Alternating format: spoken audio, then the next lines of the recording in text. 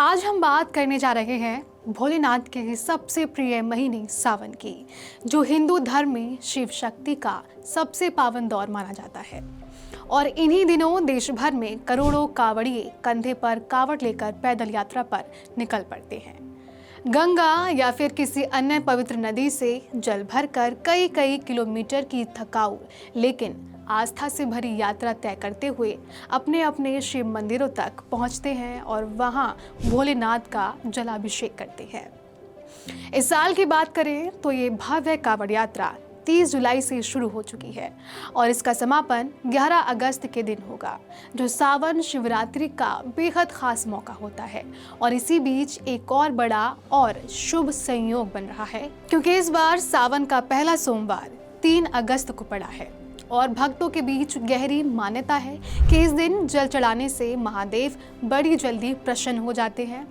और यही वजह है कि अधिकतर कावड़िए अपनी पूरी यात्रा की योजना कुछ इस तरह बनाते हैं कि वो ठीक सोमवार के दिन या फिर शिवरात्रि के मौके पर ही मंदिर पहुंचे और जल अर्पित करें। नमस्कार, मेरा नाम आरती है और आप देख रहे हैं अनकोट मीडिया। अब यहाँ सवाल ये उठता है कि आखिर सोमवार का दिन इतना खास क्यों माना जाता है?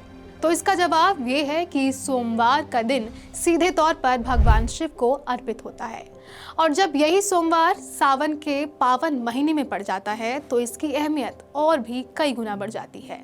और सोचिए, जब कोई श्रद्धालु मीलों पैदल चलकर पवित्र नदी से जल लाता है और फिर ठीक सोमवार के दिन उसे शिवलिंग पर अर्पित करता है, तो वो क्षण भक्तों के लिए सबसे शुभ और सबसे पुण्यदायी माना जाता है।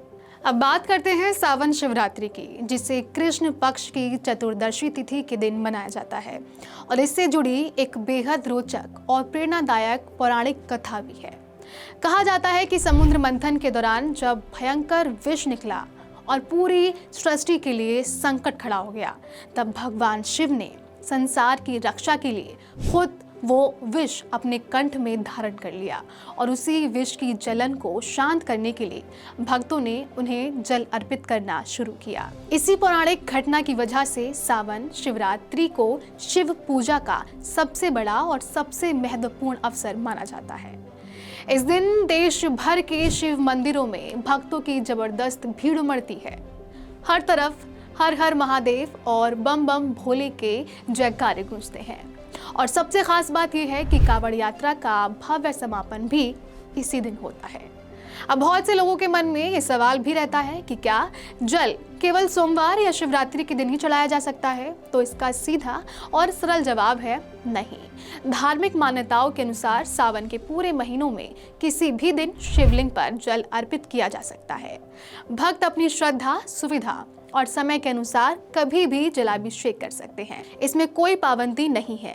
लेकिन हाँ, चूंकि सावन के सोमवार और शिवरात्रि का धार्मिक महत्व बाकी दिनों से कई ज्यादा माना जाता है, इसीलिए परंपरागत रूप से इन्हीं खास दिनों पर जल चढ़ाने वालों की संख्या सबसे ज्यादा देखी जाती है। मंदिरों के बाहर लंबी लंबी कतारें लग जाती हैं।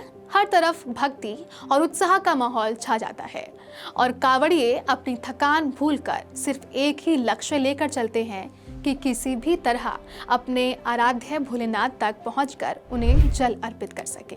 और सावन सिर्फ जलाभिषेक तक सीमित नहीं है, बल्कि इस पूरे महीने व्रत रखने की भी एक बड़ी परंपरा है।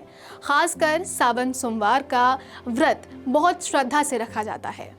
कुंवारी लड़कियां मनचाहा वर पाने की कामना से ये व्रत करती हैं, तो वहीं विवाहित महिलाएं अपने पति की लंबी उम्र और सुखी वैवाहिक जीवन के लिए इस व्रत को निभाती हैं।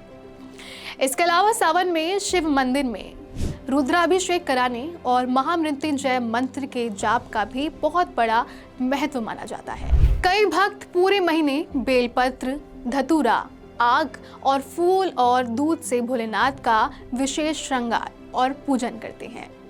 मान्यता है कि बेलपत्र भगवान शिव को अत्यंत प्रिय है और इसे श्रद्धा से चढ़ाने मात्र से भक्तों की हर मनोकामना पूरी हो जाती है।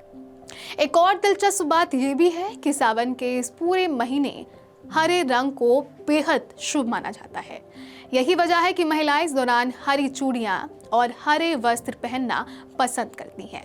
और इसी महीने हरियाली तीज जैसा पर्व भी मनाया जाता है, जिसे प्रकृति की हरियाली और सुहाग दोनों के उत्सव के रूप में देखा जाता है।